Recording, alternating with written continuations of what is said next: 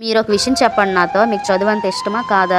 ప్రతి middle class లైఫ్‌లో చదువు అంటే చాలా ఇష్టమేనండి. ప్రతి ఒక్కరికి కూడా అమ్మాయి, అబ్బాయి అని తేడా ఏముండదు. కానీ చదువుకున్న తర్వాత 10థ్, ఇంటర్, డిగ్రీ అయిన తర్వాత కొందరైతే డబ్బులు లేక మానేసినోళ్ళు కొందరుంటారు. డబ్బులుండి కూడా అబ్బా! మాకు ఇంట్రెస్ట్ లేదన్నట్టు కొందరుంటారు. మిడిల్ క్లాస్ లైఫ్ ఏంటంటే మంచిగా చదువుకోవాలి, మంచి జాబ్ ఏదైనా తెచ్చుకోవాలి. లక్షలు లక్షలు పెట్టి మంచిగా ఫీజులు కట్టుకొని చదువుకుంటాము అనేసంటే వాళ్ళకి ఫ్యామిలీ బ్యాక్‌గ్రౌండ్ ఉండదు. మనీ ప్రాబ్లమ్‌గా ఉంటది. తల్లిదండ్రులు కూడా పాపం తెచ్చిచ్చే స్తోమత అయితే ఉండదు. అందులో మేము కూడా ఒకరమని నేను చెప్తాను. 10థ్‌లో మా ఆయనకి 9.0 వచ్చాయి. 10థ్‌లో నాకు 8.4 వచ్చింది మార్కులనేవి.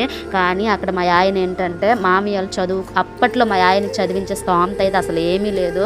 నాకు తెలిసినంత వరకు మా మామయ్య 2 పిల్లలు కానీ మంచిగా పెంచడమే గొప్ప. మా అత్తమ్మ తరపున అయితే మాత్రం పాపం ఆమెకి హెల్త్ ఇష్యూస్ వల్ల పనికి అయితే వెళ్ళడం గట్టా ఉండేదేం కాదు. 2 పిల్లలు చూసుకొని హ్యాపీగా ఇంట్లో ఉండేవారు నాలాగే. కానీ నా తరపున చూసుకుంటే నా ప్రతి ఒక్క రూపాయి కూడా మా అమ్మే పెట్టిందండి చదువు విషయంలో. 10థ్ వరకు మా అమ్మే పెట్టింది. తర్వాత అయితే మాత్రం హాస్టల్‌లో చదువుకున్నాను నేను.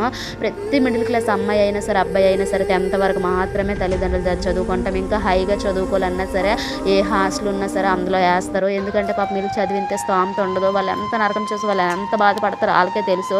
మంచిగా చదువుకోండిరా మీకు లక్షలు లక్షలు పెట్టి మేము చదివిస్తామని తల్లిదండ్రులు హామీ ఇచ్చినా సరే అబ్బా మాకు చదువు అవ్వట్లేదని కొందరు టైం పాస్ చేసిన వాళ్ళు కూడా ఉంటారు. ఇంకా ఈ రోజు కూడా మా ఆయన ఒకటే అంటాడు, అబ్బా నేను చదువుకుంటే భలే ఉంది కదా, ఈ రోజుకి ఆ హోటల్లోనికి వెళ్ళి ఆ వేడిలో నుండి ఆ చెమటలు కార్చి ఆ నించునేటప్పుడు ఆ నడుము నొప్పి వచ్చి ఎంత నరకం చూస్తున్నాను అది నాకే తెలుసు. ఆ రోజు నేను చదువుకుంటే ఈ రోజు నాకు ఈ స్థితి రాదు కదా అని చెప్పి నాతో ప్రతిరోజు ఇదే బాధపడతాడండి. చిన్న వయసులోనే బ్యాక్ పెయిన్ వచ్చి నడుము దగ్గర నరం అని సైడ్ అయింది, బోన్ దగ్గర మనకి వెన్నెముక్క ఉంటుంది కదా అక్కడ. చిన్న వయసులోనే ఇలానే అవుతుంది అనమాట. ఒకవేళ చదువుకుంటే ఆ స్టేజ్ మంచిగా ఉండి ఈ రోజుకి నాకు ఈ బాధ రాదు కదా అని చెప్పి మా ఆయన అయితే బాధపడతారు. నేను కూడా చాలా బాధపడతాను. నిజమే కదా, ఆ రోజుల్లో మమ్మల్ని చదివించిన వాళ్ళు ఉంటే బాగున్నాను, ఇద్దరం కూడా హ్యాపీగా చదువుకుందాము. ఈరోజు ఏదో ఒక జాబ్ చేసుకుంటూ అది 10,000 అవని 5,000 అవని మన కష్టజీతం మీద మన తల్లిదండ్రులు పెంచుకొని హ్యాపీగా ఉందాం అనిపిస్తుంది.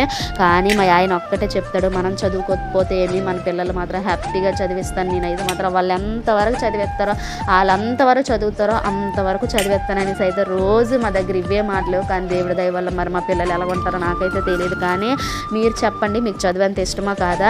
99% మీరు ఎందుకు చదువు ఆపేశారు అని అంటే